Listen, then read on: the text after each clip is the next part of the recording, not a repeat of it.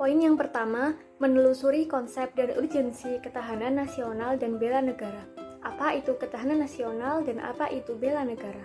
Yang pertama adalah wajah ketahanan nasional Indonesia. Terdapat 3 pengertian ketahanan nasional atau disebut sebagai wajah ketahanan nasional, yaitu yang pertama adalah ketahanan nasional sebagai konsepsi atau doktrin, yang kedua adalah ketahanan nasional sebagai kondisi, dan yang ketiga adalah ketahanan nasional sebagai strategi, cara, atau pendekatan.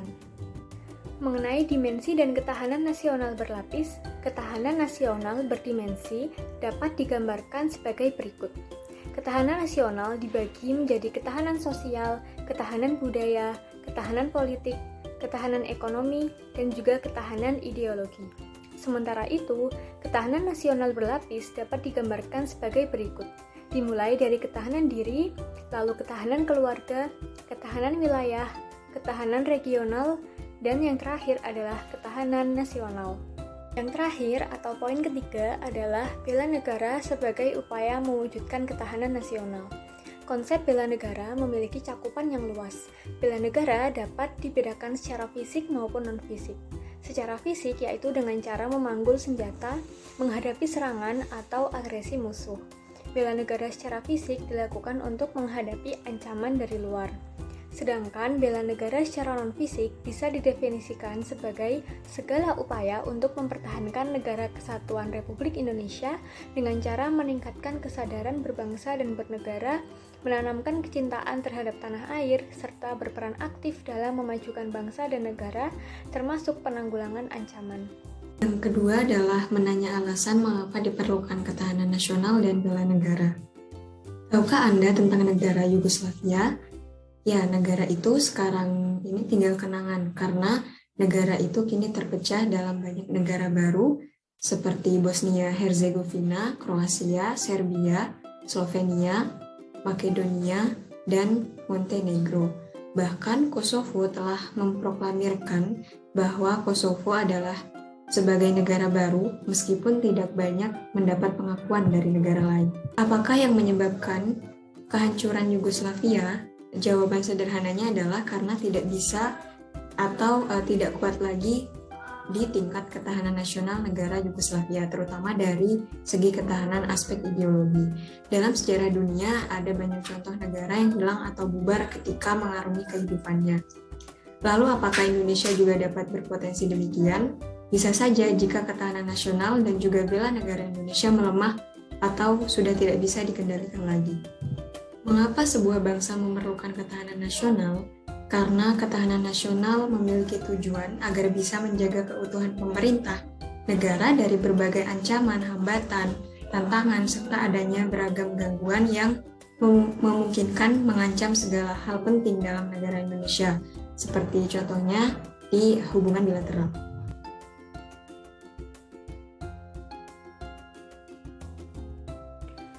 Sejak kapan dan bagaimana munculnya konsep ketahanan nasional di Indonesia? Terdapat latar belakang sejarah, sosiologis, dan kepentingan nasional sehingga muncul konsep ketahanan nasional ini. Secara historis, gagasan tentang ketahanan nasional bermula pada awal tahun 1960-an di kalangan militer Angkatan Darat di SSKAD yang sekarang bernama SESKOAD.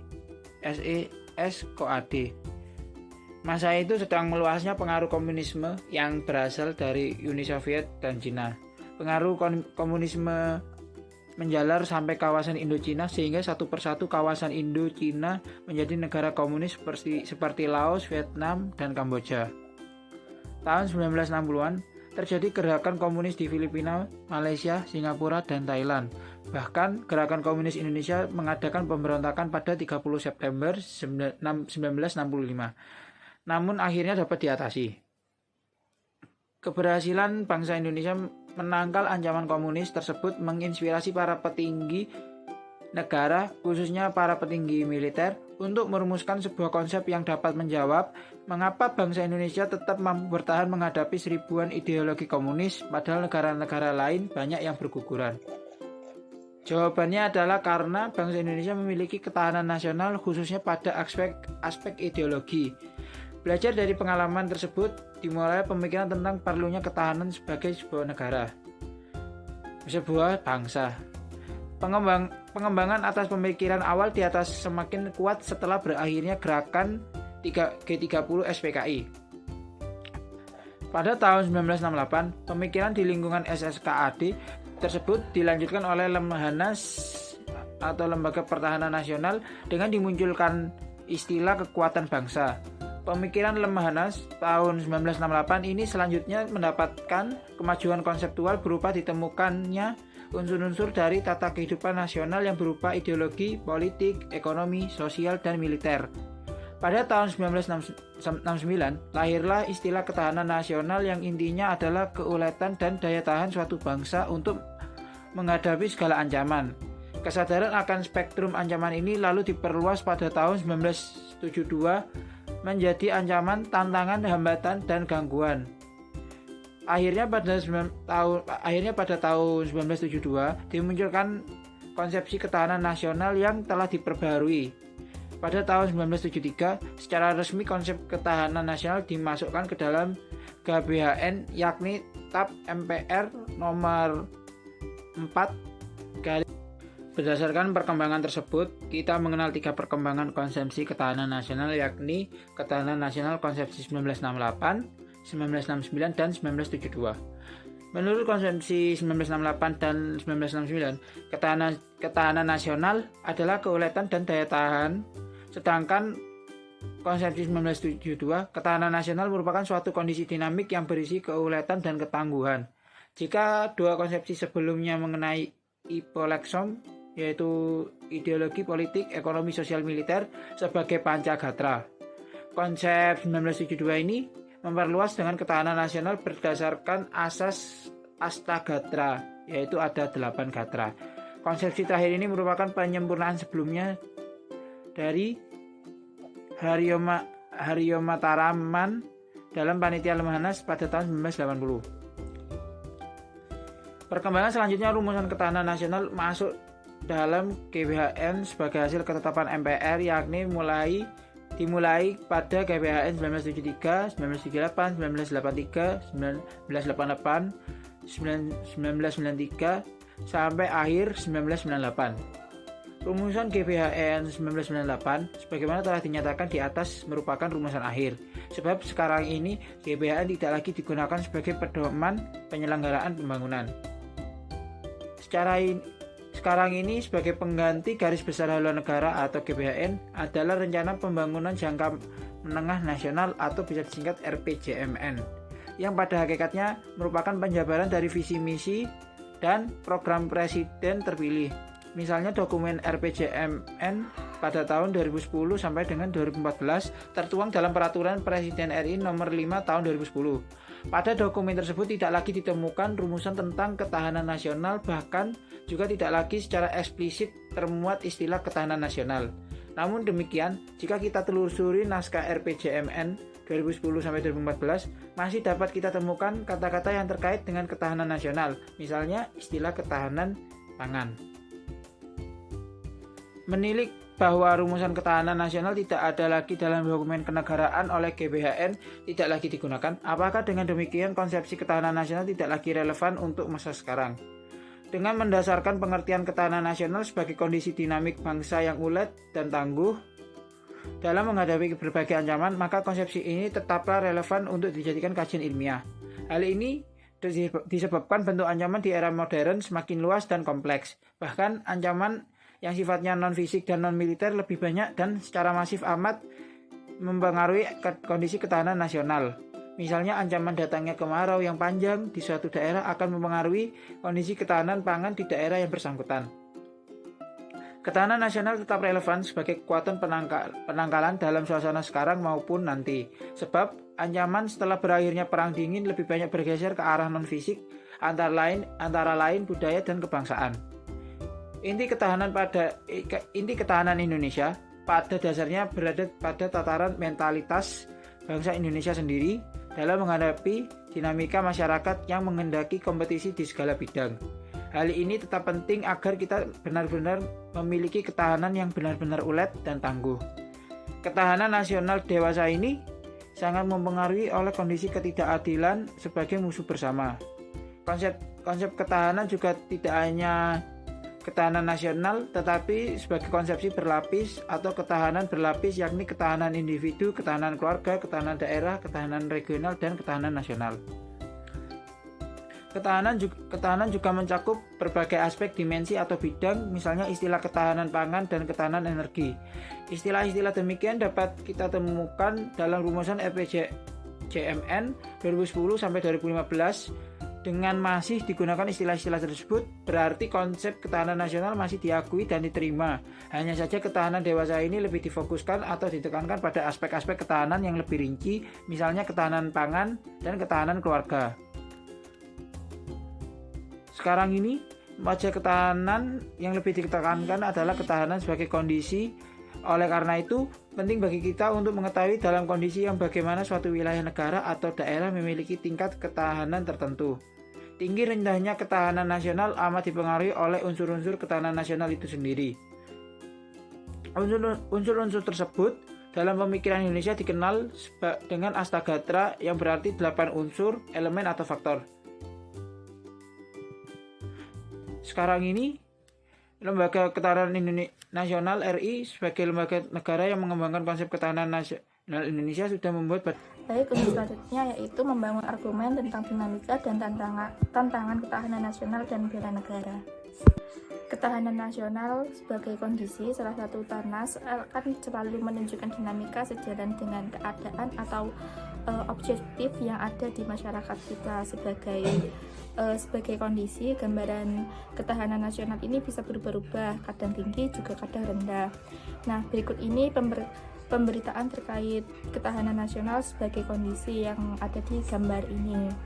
Nah, berdasarkan pemberitaan di samping ini menyatakan bahwa kondisi ketahanan nasional kita ini, konsepsi ketahanan nasional sebagai kondisi ini masih dianggap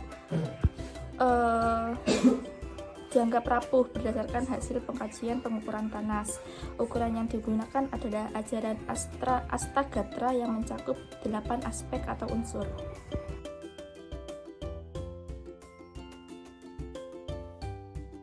Esensi dari ketahanan nasional pada hakikatnya adalah kemampuan yang dimiliki bangsa dan negara dalam menghadapi segala bentuk ancaman yang spektrumnya semakin luas dan kompleks. Terdapat 3 cara pandang dalam melihat ketahanan nasional. Ketiganya menghasilkan 3 wajah ketahanan nasional, yakni ketahanan nasional sebagai konsepsi, ketahanan nasional sebagai kondisi, dan ketahanan nasional sebagai konsepsi atau doktrin. Nah, ketiganya bisa saling berkaitan karena diikat oleh pemikiran bahwa kehidupan nasional ini dipengaruhi oleh 8 gatra sebagai unsurnya, atau dikenal dengan nama ketahanan nasional berlandaskan ajaran Astagatra. Hal yang menjadikan ketahanan nasional sebagai konsepsi khas bangsa Indonesia adalah pemikiran tentang 8 unsur kekuatan bangsa yang dinamakan Astagatra, bahwa kekuatan nasional ini dipengaruhi oleh 8 unsur yang terdiri dari 3 unsur alamiah atau Trigatra dan 5 unsur sosial atau Pancagatra. Nah, 3 aspek kehidupan alamiah atau Trigatra yaitu yang pertama gatra letak dan kedudukan geografi, kemudian ada gatra keadaan dan kekayaan alam, serta gatra keadaan dan kemampuan penduduk. Nah, kemudian 5 aspek kehidupan sosial atau Pancagatra, yaitu gatra ideologi, gatra politik, gatra ekonomi, gatra sosial budaya, dan gatra pertahanan serta keamanan. Esensi nilai-nilai bela negara terdiri dari cinta tanah air, sadar berbangsa dan bernegara, setia pada Pancasila sebagai ideologi negara, rela berkorban untuk bangsa dan negara, serta memiliki kemampuan awal bela negara baik psikis maupun fisik. Nah, bela negara sendiri mencakup bela negara secara fisik atau militer dan bela negara secara non-fisik atau nirmiliter dari dalam maupun luar negeri. Dan setiap warga berhak serta wajib ikut serta dalam upaya bela negara. Menurut Undang-Undang Nomor 3 Tahun 2002 tentang Pertahanan Negara, keikutsertaan warga negara dalam bela negara secara fisik dapat dilakukan dengan menjadi anggota Tentara Nasional Indonesia dan pelatihan dasar kemiliteran. Sekarang ini pelatihan dasar kemiliteran diselenggarakan melalui program Rakyat Berlatih atau RATI Meskipun konsep rakyat terlatih atau ratih adalah amanat dari Undang-Undang Nomor 20 Tahun 1982. Rakyat terlatih atau ratih terdiri dari berbagai unsur seperti resimen mahasiswa atau menwa, perlawanan rakyat atau wanra, pertahanan sipil atau hansip, mitra babinsa, dan organisasi kemasyarakatan pemuda atau OKP yang telah mengikuti pendidikan dasar militer dan lain-lain. Rakyat terlatih mempunyai 4 fungsi, yaitu ketertiban umum, perlindungan masyarakat, keamanan rakyat, dan perlawanan rakyat. Dengan begitu dapat dikatakan bahwa bela negara secara fisik yaitu dengan cara memanggul senjata menghadapi serangan atau agresi musuh. Bela negara secara fisik dilakukan untuk menghadapi ancaman dari luar. Menurut Undang-Undang Nomor 3 Tahun 2002 tentang Pertahanan Negara, keikutsertaan warga negara dalam bela negara secara non-fisik dapat diselenggarakan melalui pendidikan kewarganegaraan dan pengabdian sesuai dengan profesi. Nah, pendidikan kewarganegaraan dapat dilaksanakan melalui jalur formal atau sekolah dan perguruan tinggi dan jalur non-formal atau sosial kemasyarakatan. Nah, dengan demikian dapat dikatakan bahwa bela negara secara non-fisik adalah segala upaya untuk mempertahankan negara kesatuan Republik Indonesia dengan cara meningkatkan kesadaran berbangsa dan bernegara, menanamkan kecintaan terhadap tanah air, dengan salah satunya diwujudkan yaitu dengan sadar dan taat membayar pajak, serta berperan aktif dalam memajukan bangsa dan negara, termasuk penanggulangan ancaman dan lain sebagainya.